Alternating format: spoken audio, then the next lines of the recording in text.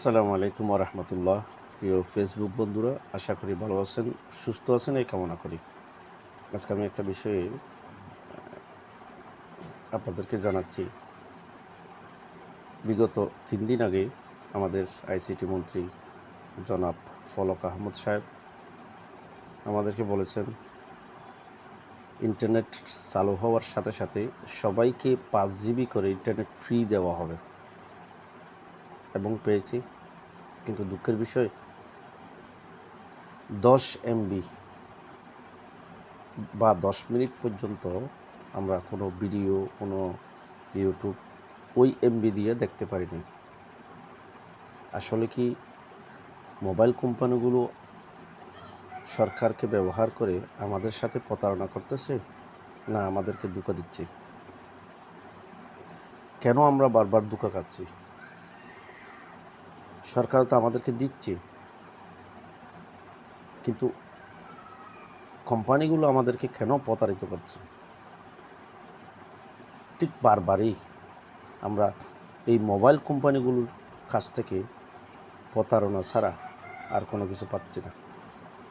আপনারা হয়তো জানেন, ইদানিং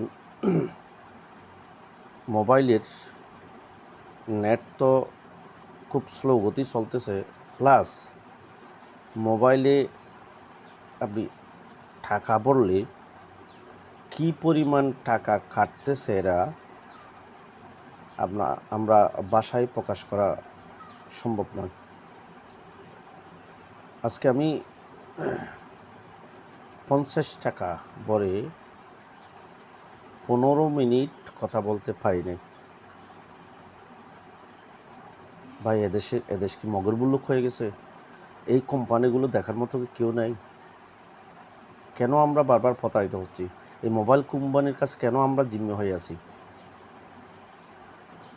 শুধু কি বাংলাদেশ, পাশে তো আরও রাষ্ট্র আছে। ওদেরকে কমিউনিকেশন করে একটু চিন্তা ভাবনা করেন না।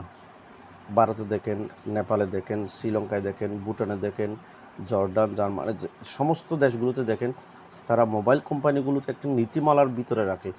তারা যখন যা ইচ্ছা, যখন যা প্রয়োজন হয় আমাদের মোবাইল থেকে ওরা টাকা কেটে নেবে। এটা কি? এটা কোন দেশে আমরা বসবাস করতেছি? এই সময় এসে ওরা যে এইরকম করে আমাদের মোবাইলের টাকাগুলো যে নিয়ে যাচ্ছে, কোনো হিসাব নাই, কোনো তাদেরকে তাদের কোনো নিয়ম নীতি নেই। যখন প্রয়োজন হচ্ছে আমাদের মোবাইল থেকে টাকা নিয়ে যাচ্ছে। এটা কি? এটা কোন ধরনের ইয়ে? আমরা কি হাওয়ায় ভেসে আসছি বাংলাদেশে? ওদের কাছে আমরা কেন জিম্মি হব? আমি আইসিটি মন্ত্রীকে সবিনয় অনুরোধ করছি, আপনি একটু দেখেন। তারা মোবাইল কোম্পানিগুলো আমাদের সাথে যেই প্রতারণাটা করেছে, আপনার ঘোষণার পরেও আমরা এমবি দিছি ঠিকই, কিন্তু আমরা কেউ চালাতে পারিনি। আমার মনে হয় আমি 5 জিবি থেকে 10 এমবি আমি খরচ করতে পারিনি। চলেই না, খরচ করব কীভাবে? আমি আইসিটি প্রতিমন্ত্রী এবং যোগাযোগ এই বিষয়ে যারা অবগত আছেন, আমি তাদেরকে অনুরোধ করছি, আপনারা একটু এদের দিকে নজর দেন, এই মোবাইল কোম্পানিগুলো নজর দেন। বাংলাদেশের দুর্ভিক্ষের দ্বারপ্রান্তে নিয়ে আসতে এই মোবাইল কোম্পানি যথেষ্ট, আর কিছু করা লাগবে না।